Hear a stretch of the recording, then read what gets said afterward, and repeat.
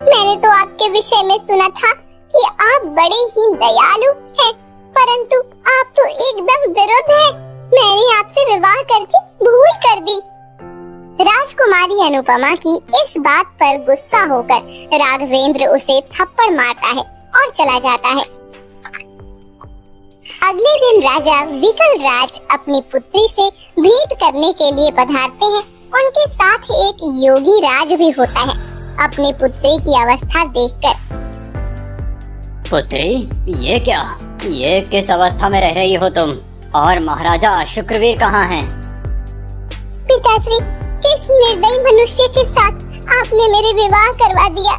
इससे अच्छा होता कि मैं सदा के लिए आपके महल के किसी कोने में पड़ी रहती। फिर अनुपमा अब तक की सारी गतिविधियां विकल राज को बता देती है।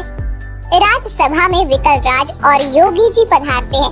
योगी जी राघवेंद्र को देखते ही पहचान जाते हैं कि ये कोई असली राजकुमार नहीं, अपितु एक बहरूपिया है। वो उस समय कुछ नहीं बोलते। कुछ समय बाद योगी जी राजा विकल राज, राजकुमारी अनुपमा और महामंत्री को बुलाकर, आप सबको बहुत बड़ी भ्रांति हुई है। वो राजकुमार राघवेंद्र नहीं, वास्तव में एक तांत्रिक है जो रूप बदलने की विद्या जानता है। उसने अपनी विद्या का उपयोग करके राजकुमार का भेष लिया है। क्या इतना बड़ा छल? अर्थात मेरा विवाह एक तांत्रिक के साथ हुआ है? पुत्री, अब ये तो वो तांत्रिक ही बता पाएगा कि उसने तुम्हारे विवाह से पूर्ण राजकुमार राघवेंद्र का रूप लिया है या उसके पश्चात। परंतु वो तांत्रिक बहुत लोभी और क्रोधित है। वो हमें सरलता से उत्तर नहीं देगा, अपितु हम सब पर ही आक्रमण कर सकता है। उसे परास्त करने के लिए उसकी विद्या का नाश करना होगा। परंतु योगी जी, वो कैसे कर सकते हैं? उसकी सारी विद्या उसकी एक अंगुली, मुद्रा अर्थात एक अंगूठी में कैद है। यदि हमें वो अंगूठी मिल जाए तो मैं उस अंगूठी को मिटाकर उस तांत्रिक की विद्या का नाश कर सकता हूँ। पुत्री, तुम्हें उस अंगूठी के विषय में कुछ पता है? नहीं पिताश्री, परंतु हाँ, वो रोज रात को 12 बजे स्नान करते हैं और स्नान करते समय वो अपने सारे आभूषण बाहर निकाल कर रखते हैं। मुझे कई बार संदेह हुआ था कि ये रोज रात के 12 बजे स्नान क्यों करते होंगे। मैंने उन्हें पूछा भी, परंतु उन्होंने मुझे कोई उत्तर नहीं दिया। पिताश्री, मुझे संदेह है, ये कहीं वही तांत्रिक तो नहीं जो मुझे मंदिर में मिला था? हो सकता है पुत्री, मुझे उस दिन ही तुम्हारी बात पर ध्यान देना चाहिए था, परंतु मैं उस दिन इतना प्रसन्न था कि मैंने उस बात को नजरअंदाज कर दिया। पुत्री, किसी भी प्रकार से तुम उस अंगूठी को प्राप्त करके मेरे पास ले आओ। जो योगी महाराज, मैं प्रयत्न करती हूँ। रात हो जाती है और 12 बजते ही राघवेंद्र बना तांत्रिक स्नान करने चला जाता है। अनुपमा छुप कर देख रही थी।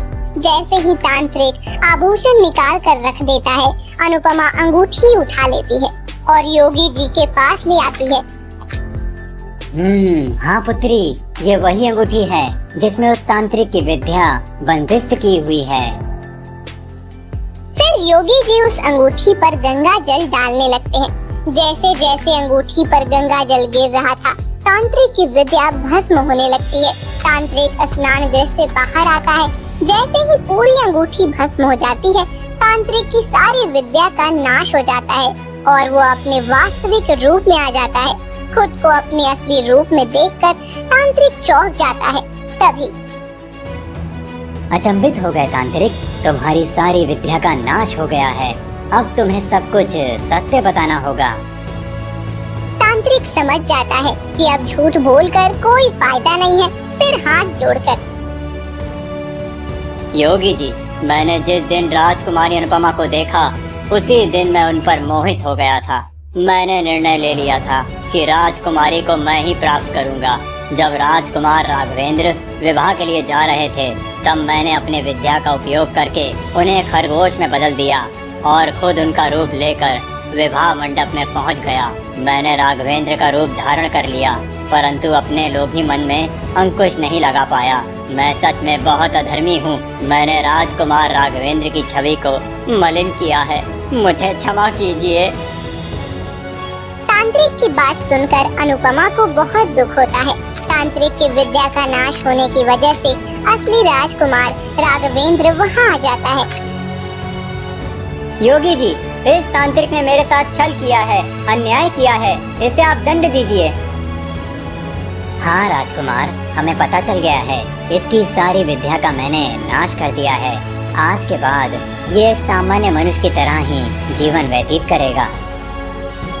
राजकुमार, मैंने केवल आपके साथ नहीं, आपकी प्रजा और आपके पिताश्री के साथ भी दुर्व्यवहार किया है, परंतु अब मुझे अपने कर्मों का दंड मिल चुका है। मेरी विद्या ही मेरे जीवन का आधार था, अब मैं सामान्य बन चुका हूँ। मेरा आपसे अनुरोध है कि आप राजकुमारी अनुपमा को स्वीकार करें और मुझे मुक्ति दें। योगी जी, मुझे आपका शिष्य बना लीजिए, मैं वन में एक कुटिया में रहकर अपना जीवन व्यतीत करूँगा। राजकुमारी अनुपमा, मुझे क्षमा करें, परंतु इतने मास आप भूल से ही किंतु इस तांत्रिक की पत्नी बनकर रही हैं। आप दोनों का विवाह हो चुका है, इसीलिए मैं आपको स्वीकार नहीं कर सकता। आप उचित कह रहे हैं राजकुमार, मेरा विवाह इनके साथ हो चुका है, अब मैं आपकी नहीं हो सकती। योगी जी, मैं भी मेरे पति के साथ कुटीर में जीवन व्यतीत करूंगी। आपके आशीर्वाद से हम दोनों हमारा उर्वरित जीवन व्यतीत करेंगे। अनुपमा का ये निर्णय सुनकर विकल राज को दुख होता है। एक राजकुमारी के भाग्य में वन का कुटीर आए, ये बात उसे मान्य नहीं हो रही थी। अनुपमा तांत्रिक के साथ वन में चली जाती है। राजकुमार राघवेंद्र अपने पिता शुक्रवीर को कारागार से मुक्त करता है और अपने राज्य की व्यवस्था करने लगता है।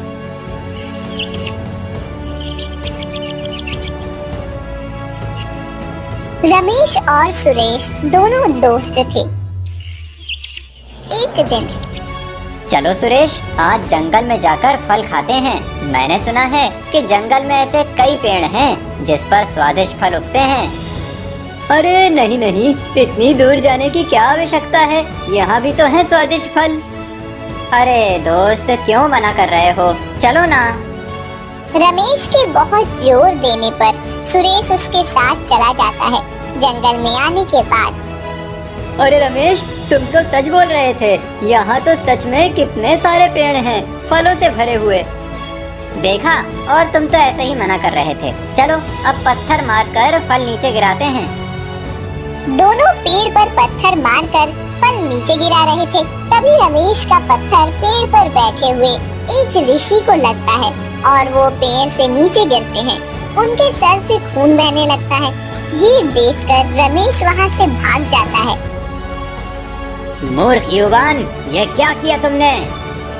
क्षमा करें ऋषिवर, परंतु मैंने आपको पत्थर नहीं मारा, वो तो मेरे दोस्त का पत्थर गलती से आपको लग गया। मैं पेड़ पर बैठकर एक असाधारण तपस्या कर रहा था, तुम्हारे कारण मेरी तपस्या भंग हो गई और तुम असत्य बोल रहे हो।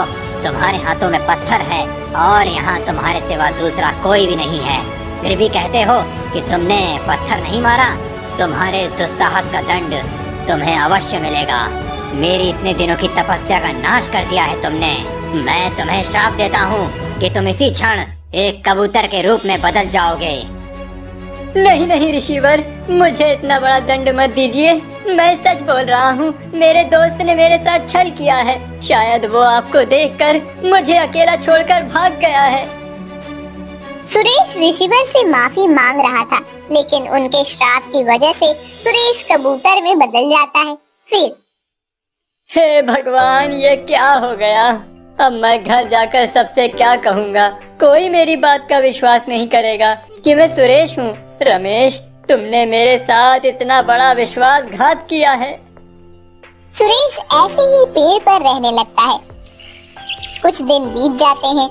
एक दिन एक शिकारी जंगल में आता है और जमीन पर जाल बिछा देता है। कबूतर बना सुरेश खाने की तलाश में घुस रहा होता है कि तभी शिकारी के जाल में फंस जाता है। फिर